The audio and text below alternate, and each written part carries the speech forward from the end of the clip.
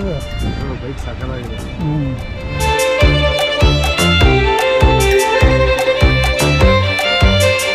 ಏನು ಮಾಡ್ತಾರದು ಎಲ್ಲ ಇವಾಗ ಎಕ್ಸಾಮ್ ಅದು ಬಂದು ಹಾಂ ಇದು ಇಟ್ಸ್ ಮೀ DDMYS 10th ಎಲ್ಲ ಒಳ್ಳೆ ಗಾಡಿ ಇಟ್ಕೊಂಡಿದ್ದೀರಾ ಸೂಪರ್.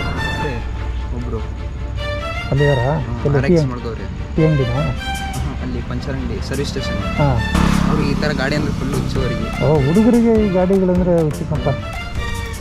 ನಾವು ದುಡ್ದು ಸುಮಾರು ದಿನ ಆದ್ಮೇಲೆ ತಗೊಂಡಿರೋದು ಫಸ್ಟಿಂದ ಹುಚ್ಚಿತ್ತು. ಆದರೆ ತಗೊಳಕ್ಕೆ ಬೇಕಲ್ಲ ದುಡ್ಡು. ಒಳ್ಳೆಯದಾಗಿದೆ, ಚೆನ್ನಾಗಿದೆ.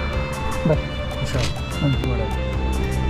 ಚೆನ್ನಾಗಿ ಹೋದ್ರು, ಓದ್ಬಿಟ್ಟು ಒಳ್ಳೆ ಕೆಲಸ ಕೇಳ್ಕೊಂಡ್ರೆ ಮಸ್ತ್ ಮಜಾ ಮಾಡ್ಬೋದು.